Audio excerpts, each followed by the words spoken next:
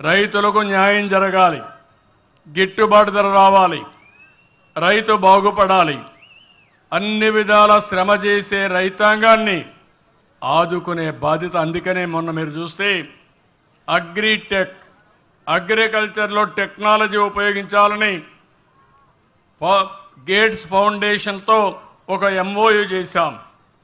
ఇది కానీ వస్తే ఏ విధంగా కాస్ట్ ఎఫెక్టివ్గా అగ్రికల్చర్ చేయగలుగుతాం, వ్యవసాయానికి ఖర్చులు తగ్గిస్తాం, ఆదాయం ఎట్ట పెంచగలుగుతాం, తెగుళ్ళు రాకుండా ఏ విధంగా పంటను కాపాడుకుంటాం, తక్కువ ఎరువుతో ఎక్కువ దిగుబడి వచ్చే విధానాలు ఏమున్నాయి, ఇవన్నీ కూడా చూస్తున్నాను. రైతుకు లాభసాటిగా ఏ పంటలు ఉంటాయో అది కూడా ఆలోచిస్తున్నాం. రాయలసీమలో హార్టికల్చర్ వస్తుంది, ఇప్పుడు ఈ ప్రాంతంలో అక్వాకల్చర్ ఉంది.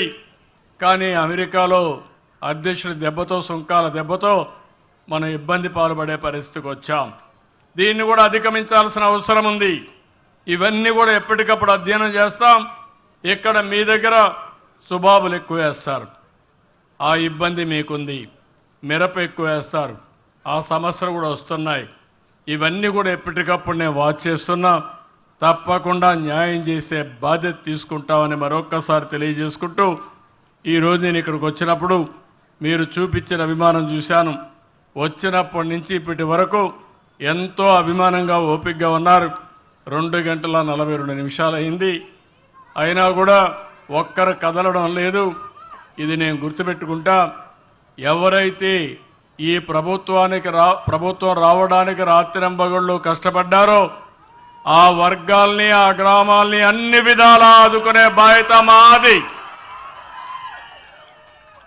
ఎప్పుడు కూడా ప్రజాస్వామ్యంలో ఓట్లే, ఎవరైతే మనకు సహకరిస్తారో ఆ ఓట్లేసిన వ్యక్తుల్ని గౌరవించాలి, ఆ ఓట్లేసిన వర్గాల్ని పైకి తీసుకురావాలి, ఆ ఓట్లేయడానికి కారకులైన కార్యకర్తలు కూడా న్యాయం జరగాలి. ఈ 3 జరగాల్సిన అవసరం ఉంది. అప్పుడే ప్రజాస్వామ్యంలో మనం అనుకున్న లక్ష్యాలను నెరవేర్చుకుంటా పోతాం. 2004లో మళ్ళీ తెలుగుదేశమే అధికారంలోకి వచ్చుంటే ఈరోజు ఎక్కడుండేవాళ్ళం మీరు ఆలోచించండి. 2019లో మళ్ళా తెలుగుదేశమే వచ్చుంటే ఆంధ్రప్రదేశ్ రాష్ట్రం ఎంత అభివృద్ధి అయ్యేదో చూడండి. ఈరోజు వచ్చాం, 9 నెలలు అయింది. అమరావతి, విధ్వంసమైన అమరావతిని ఘాట్లో పెట్టాం. గోదావరిలో కలిసిపోయిన పోలవరాన్ని మళ్ళీ ఈరోజు పట్టాలెక్కించే పరిస్థితికి వచ్చాం. విశాఖపట్నం స్టీల్ ప్లాంట్ దివాలా తీసి రేపు రాబోయే రోజుల్లో ఇది ప్రైవేటైజ్ చేయాలి, లేకుండా మూసేయాలనే ప్రాజెక్ట్ని ఈరోజు లాభాల బాట పెట్టే పరిస్థితి తీసుకొస్తున్నాం. రైల్వే జోన్ తీసుకొచ్చాం. మీరు అవన్నీ చూస్తే ఈ గడిచిన కాలంలో 10 నెలల్లో ప్రభుత్వ పరిపాలనని ఘాట్లో పెట్టాం. సంక్షేమ కార్యక్రమాల్ని ఇస్తున్నాం, సూపర్ 6 అమలు చేస్తున్నాం. ఎవరికి ఇబ్బంది లేని పాలన ఇవ్వడానికి అనునిత్యం పనిచేస్తున్నాం. ఇది అర్థం చేసుకొని సహకరించమని మిమ్మల్ని అందరినీ కోరుతున్నా. మాకు పెద్ద కిక్కు మీరంతా కానీ గట్టిగా చప్పట్లు కొట్టి బాగా చేస్తున్నారంటే రాత్రి పగుళ్ళలో పనిచేస్తాం. దానివల్ల రాష్ట్రం ఇంకా ముందుకు పోయే పరిస్థితి వస్తుంది. మీరు సహకరించకపోతే మనం అనుకున్న లక్ష్యాలు నెరవేరం. ఏ ఒక్క వ్యక్తికి కూడా అన్యాయం చేయకుండా చేసే బాధ్యత మాది.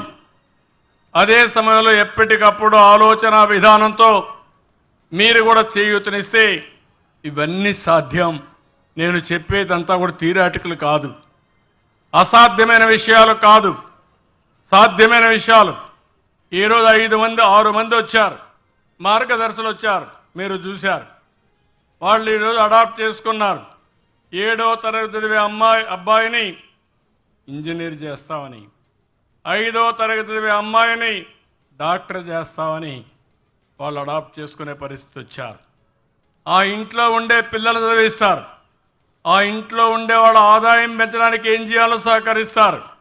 ఒక పూట కాదు, ఒక రోజు కాదు, ఒక సంవత్సరం కాదు, వాళ్ళు పైకి వచ్చే వరకు short term, medium term, long term plan చేసి భగవంతుడు మీకెంత శక్తి ఇచ్చాడో ఆ శక్తిలో కొంతవరకైనా ఉపయోగించమంటున్నా. ఒక కుటుంబాన్ని చేస్తే మీరేం చేసేది ఏం లేదు, ఎవరైనా చేయగలుగుతారు.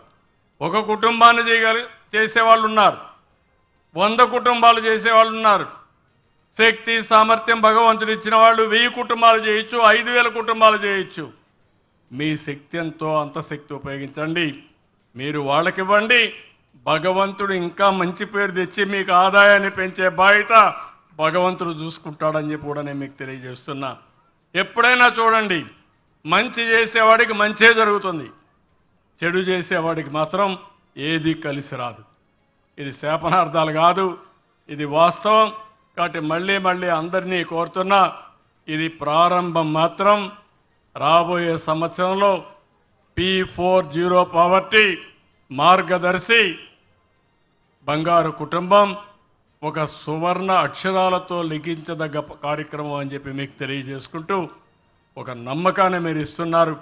కనీసం పేదవాడి ఇంటికి నేను ఇప్పుడు మీరు చూశారు, నేను వెళ్ళి మా కుటుంబంతో కాఫీ తాగేసి వచ్చాను. మీరు కూడా అప్పుడప్పుడు వెళ్ళి ఆ కుటుంబంతో మీరు 10 నిమిషాలు కూర్చుంటే, మీరు మాట్లాడితే దానివల్ల మీకు చాలా తృప్తి ఉంటుంది. దానివల్ల ఒక ఆదర్శానికి దారి తీసిన వాళ్ళు అవుతాం. ఇది తప్పకుండా చేయాల్సిందిగా నేను మిమ్మల్ని అందరినీ కోరుకుంటూ చేస్తారని చెప్పి ఆశిస్తూ, అందరికీ మనస్ఫూర్తిగా పేరు పేరున అభినందనలు. ఈ గ్రామాన్ని అభివృద్ధి చేసే బాధ్యత మాది.